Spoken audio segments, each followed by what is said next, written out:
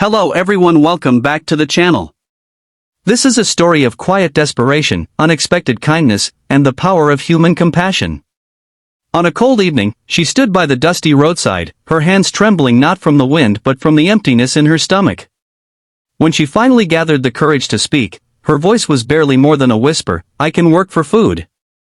Across from her, the widowed man who had long since learned to live in silence, saw something in her eyes that he could not ignore, the raw, unguarded fear of someone who had nowhere left to turn. His home, though quiet and worn with time, became the unlikely setting where two lives, equally battered by fate, began to intersect in the most unexpected way. From the outside, his farmhouse stood as a relic of a life that had once been fuller. The weathered wood carried the marks of countless seasons, sun-cracked in summer, wind-battered in winter. Its roof, though patched in places, still held firm against the storms. Surrounded by fields that stretched to the horizon, the property was quiet, isolated, and filled with the faint scent of tilled earth and dried hay. The small garden near the porch was overgrown, hinting at years when no one had cared enough to tend it. Yet, beneath its rustic imperfection, there was a warmth in its very existence, a stubborn resilience that mirrored the man who lived within. Inside, the home was modest and functional. The walls were lined with wooden shelves that carried more dust than books, the furniture worn yet sturdy. A single fireplace sat in the heart of the room, its stone facade blackened from years of use. There were no signs of luxury, only what was necessary. The kitchen held the faint aroma of bread baked earlier in the day, and though the space was small, it was orderly, as if maintained with quiet discipline. It was a place that spoke not of grandeur, but of steadiness. Her arrival changed the rhythm of life there. She worked with quiet determination, mending what was broken, cleaning corners long ignored, and breathing life into the garden once again. The man, in turn, noticed her unspoken skill, not just in the way she handled daily chores, but in her ability to bring a sense of warmth into spaces that had long felt cold.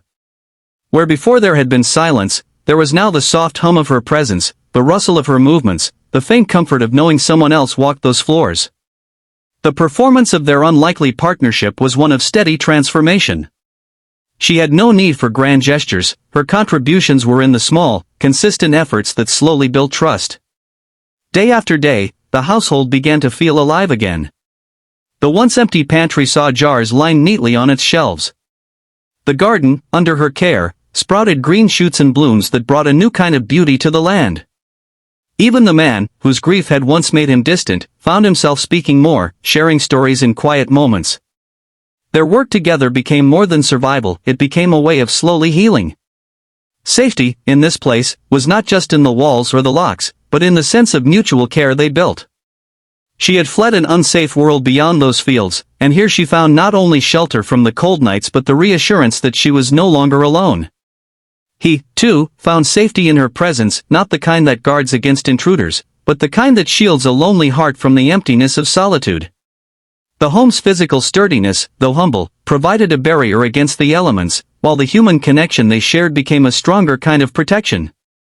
What made this story truly unique was its simplicity. It wasn't about romance at first sight, nor about grand promises of a better life. It was about two people who had lost much, coming together through an unspoken understanding. Her offer to work for food was not met with suspicion, but with a willingness to see her as a human being deserving of dignity. His decision to let her stay was not made out of pity, but from a deep, instinctive recognition that she needed a place where she could stand without fear. It was this mutual respect that transformed their arrangement into something deeply human and rare. If one were to speak of the price of such a connection, it would not be in coins or bills, but in the quiet exchange of trust. She paid with her effort, her time, and her willingness to give without asking for more. He paid with his openness, his home, and the patience to allow her a place in his life.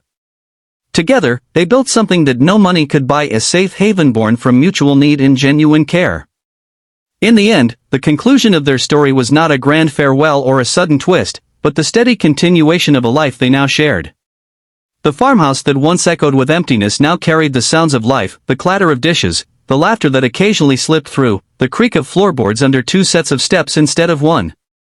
They had not sought each other out, but in finding each other, they discovered that survival can lead to belonging, and that sometimes the smallest acts, like a whispered plea or a silent nod of agreement, can change the course of two lives forever.